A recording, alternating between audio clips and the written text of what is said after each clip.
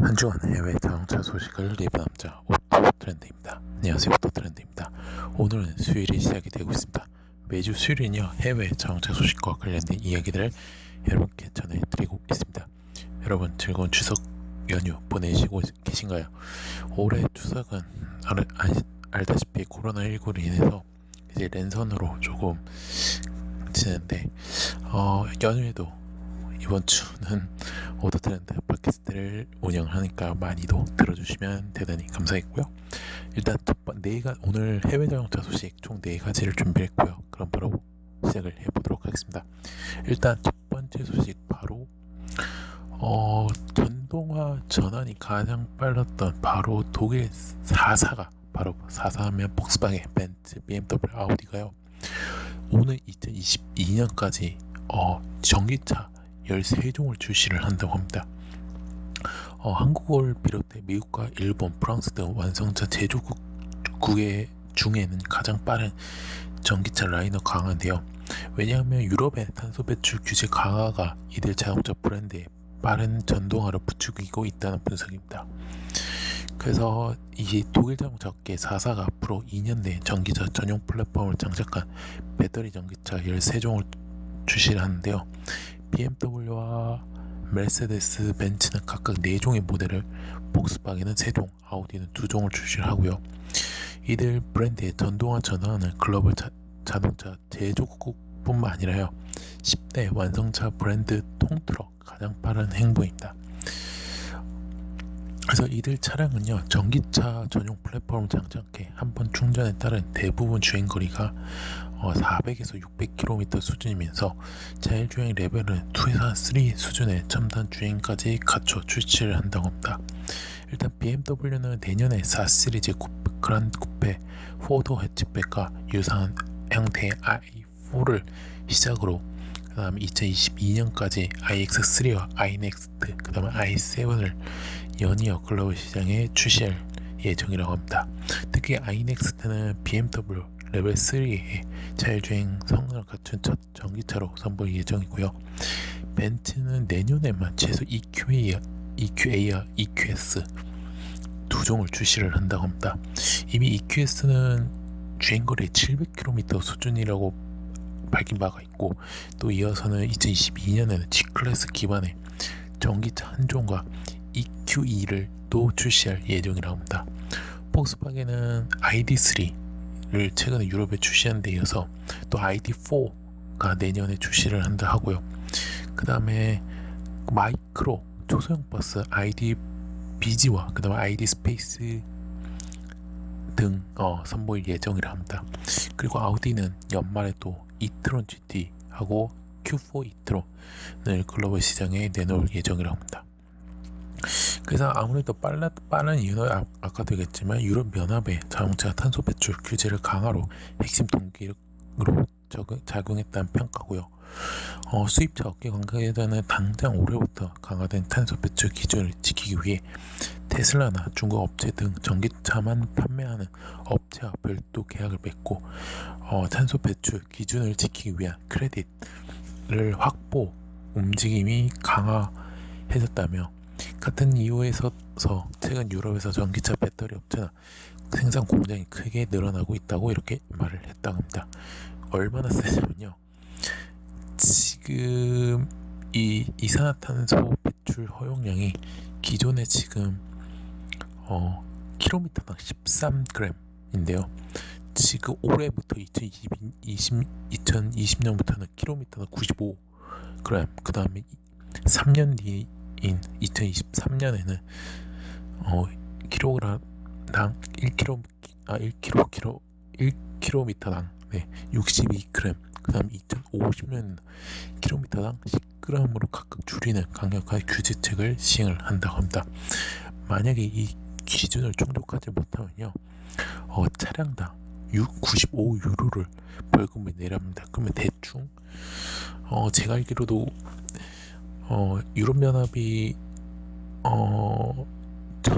1,500원대 500원을 알고 있는데, 그럼 거의 한 만원이 넘죠. 만원 가까이 되는 거, 15,000원 가까이 되는 건데, 이게 한 대면 상관이 없고, 이게 몇백 대 몇만 내면 몇 수천 대면 이게 업체에서는 또 굉장히 큰 부담이 일을 수가 있고요. 그리고 이와 별도로 또 독일은 올해부터 이산화탄소 배출량이 킬로미터당 95g 이하인 자동차 보유세 면제 혜택, 또 프랑스는 또 117g이 넘는 차량에 대해서는 최대 1만 유로, 만 유로의 과태료를 각각 부과를 한다고 합니다. 그래서 유럽연합이 조금 세긴 셉니다. 그래서 그렇게 알아주시면 좋을 것 같고요. 그 다음 이야기 중국으로 가겠습니다. 중국이 여전히 정부 차원에서 수소연료전지 전기차의 개발을 촉진하고 있는데요.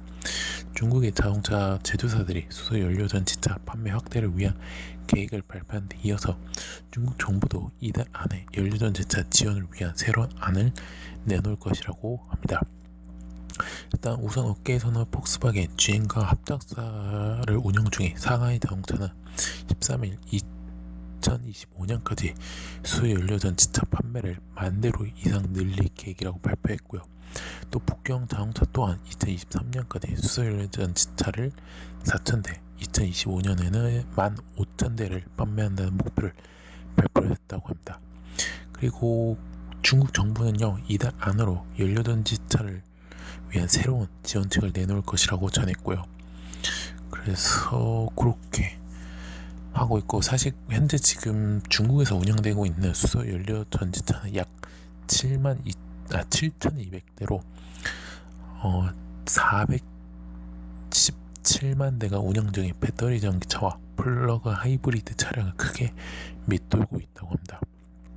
그래서 중국 정부의 신에너지차 지원책은 배터리 전기차 중심으로 운영되고 있고요. 새로운 지원책은 각 지자체와 기업들에게 차량 완성도 및 인프라 구축 등을 요구하는 내용이 될 것으로 현재 보이고 있다고 합니다. 중국에서는요, 이 연료전지 전기차를 플러그인 하이브리드 전기차, 배터리 전기차와 함께 신에너지차로 분류되어 지원을 받고 있는데요. 일부 도시의 지방 당국은요, 각각 목표를 설정하며 지원책을 발표를 하고 있습니다. 그래서 상하이는 2023년까지 연료전지 차량 10,000대와 수소충전소 약 100대를 구축하는 데 목표를 설정했고요. 베이징은 같은 판매 목표를 가지고 있지만 2025년까지 달성한다는 방침입니다. 그리고 다른 지역에서 계획을 수립을 하고 있다고 하고요. 그래서 이런 목표에 맞춰서 자동차 제조업체들 계획들이 또 쏟아지고 있습니다. 그래서 대표적인 중국 상하이 자동차 그룹은요, 지난 9월 13일 상하이 연료전지 MPV를 공개하면서 2025년까지 10대의 연료전지 전기차를 출시를 한다고 발표했고요. 그래서 이렇게 조금 컨셉트카나 아니면 진짜 조금 실제로 나올 만한 차들이 조금씩 나온다는 점을 알려드리도록 하겠습니다. 그래서 중국이 이렇게 대대적으로 조금 이렇게 하고 있다는 점을 말씀을 드리고 싶고요. 그 다음 이야기 바로 테슬라 이야기입니다. 테슬라가요, 지난 22일 현지 시간 오후 미국의 캘리포니아 주 테슬라 프리몬트 공장에서 열린 테슬라 배터리 데이에서 일론 머스크가 한 말입니다. 전 세계가 주목한 이날 배터리 데이에서 머스크는 새로운 배터리 기술을 공개하며 전기차 생산 비용 절감으로 내연기관차를 진기관차로 만들겠다고 이렇게 자신했습니다. 이날 행사는요, 코로나 바이러스 사태로 야외 무대에서 자동차 극장 형식을 진행했고요. 투자자 240명이 이 행사에 참석해 차량 경적 소리로 머스크의 발언을 옹호했고요. 실시간 방송된 유튜브 채널로 전세계 약 27만 명의 시청을 했다고 합니다.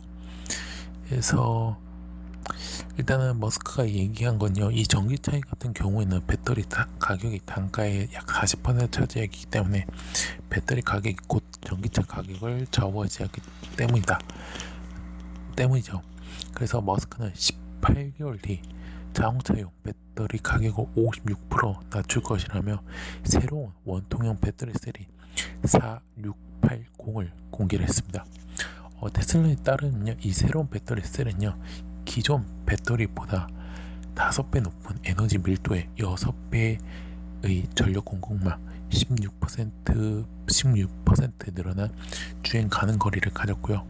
해당 배터리 공정에는 전고체 배터리 기술로 분류되는 건식 전극 공정이 도입을 한다고 합니다. 이제 왜냐하면 작년에 인수한 미국 배터리 제조업체 맥스월 테크놀로지의 기술을 이용한 것인데요. 배터리 뚜껑 역시 없어져 제조 방식이 더 단순하고 되고 비용 역시 절감했다고 합니다. 그래서 지금 이거는 지금 시범 생산하고 있다고 하고요. 그래서 그렇게 해서 또 머스크는 이거를 이제 조금씩 시범 공장에서 좀 생산량을 늘리기 시작했다 하고 1년 정도 걸린다 합니다. 이게 10기가와트 아워의 배터리를 용량을 이렇게 만든다고 합니다. 그래서 그렇게 알아주시면 좋을 것 같고요. 그 다음에 또 이제 테슬라의 생산 공장의 기가 팩토리 있죠. 이제 공장 생산 능력을 넘어선 테라 팩토리 건설을 목표로 또 내놨습니다. 이날. 그러니까 1테라와트는요 기가와트의 1000배에 해당되는데요. 테슬라는 오늘 2030년까지 테라 팩토리를 통해 시간당 3테라와트의 생산 능력을 갖추겠다고 이렇게 밝혔고요. 현재 이 네바다 기가팩토리 생산 능력의 85배에 달하는 생산 능력이라는 점을 말씀드리도록 하겠습니다. 그리고 이 완전 자율주행차도 한 달 뒤에 베타 서비스가 나온다고 이렇게 밝혔습니다. 그래서 이렇게 했고요. 근데 이제 봤는데 사실 이 그렇게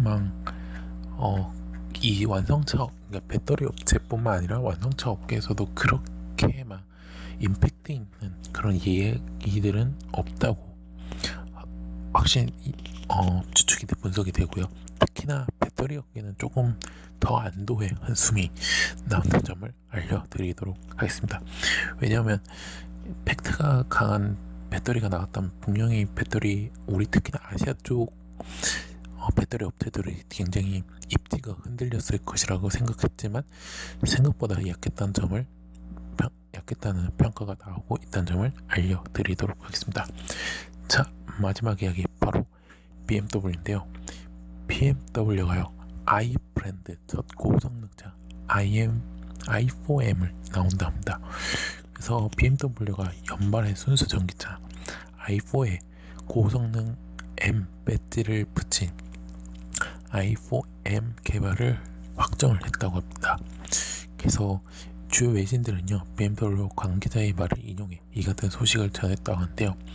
마커스 프레시 BMW M 최고 경영자는요 인터뷰를 통해 엄청나게 뜨거운 전기차의 등장이 예상된다며 i4M으로 명명한 이 차는 첫 번째 전동화 M카가 될 것이라고 이렇게 밝혔습니다. 그러니까 또 i 브랜드가 지닌 첫 번째 M 배지를 붙인 차이기도 하다며 전동화 파워트레인과 고성능 영역의 공존하는 차 개발을 시작할 것이라고 이렇게 기대감을 드러냈습니다. 그래서 지금 소식통들은 기존 내연기관을 바탕으로 M 이름을 붙인 M350i 그러니까 M550i와 같은 중간급 M 제품이 유력하다고 점쳤고요. 다만 i4가 글로벌 대비를 하지 않은 상황에서 M 버전까지는 다소 시간이 예상이 된다고 합니다. 그래서 BMW에게는요 전기 파워트레인의 이점을 가속의 전부가 아니기 때문인데요. 최고 경영자 역시도 전기 에너지 출력과 역동적인 성능이 문제가 아니다라며 효율을 비롯한 전체적인 완성도를 강조를 했습니다. 그래서 이제 BMW 특유의 핸들링과 공체 중량, 무게 배분, M카만의 운전 재미 등을 순수 전기차에 구현하는 것에 초점을 둘 예정이라 하고요. 그래서 그러면 이 개발 확정 소식에 따라 기존의 M3, M4와 같은 고출력 내연기관차에 대한 방향에도 관심이 좀 모아지고 있는데요. 그는 내부적으로 다양한 사항을 고려해 조사 중이라며 전기 기술의 발전을 기다리고 있다고 말해 다양한 가능성을 예고했고요. 그래서 그렇게 알아두시면 좋을 것 같고요. 그리고 아이폰은요, 두 개의 고출력 전기 모터와 80kWh짜리의 대용량 배터리를 탑재해 최고 출력 530마력을 발휘하고요. 제로백이 4초 안에 도달할 예정이라고 합니다. 주행거리는 약 1회 주행거리는 약 600km 수준이라고요. 테슬라 모델 S, 루시드 에어 등이 경쟁 차종으로 꼽힌다고 합니다. 그래서 아이폰은 내년부터 생산 및 판매가 들어가고요. i4M은요 2021년 공개 및 2022년에서 23년에 출시될 것으로 예상이 된다는 점을 알려드리도록 하겠습니다. 그래서 이렇게 알아주시면 좋을 것 같고요. 자, 이로써 오토트렌드가 준비한 해외 자동차 소식은 여기서 마치도록 하겠습니다. 오토트렌드는요 이제 네이버 디스토리 팟빵 유튜브에서 현재 활동하고 있습니다. 자동차뿐만 아니라 모터스포츠와 관련된 리뷰 영상 포스팅까지 하고 있으니까요. 네이버는 서로 유추해 주시면 감사했고요. 디스토리고 팟빵 팟빵에서 구독이고 마지막 유튜브에서는요 구독 및 좋아요 알람 설정까지 눌러주시면 대단히 감사하겠습니다. 즐거운 추석 연휴 보내시고요. 전 내일 해외 모터스포츠에서 뵙도록 하겠습니다. 지금까지 오토 트렌드였고요. 코로나19 끝나지 않았다는 점을 다시 한번 말씀드리도록 하겠습니다. 감사합니다.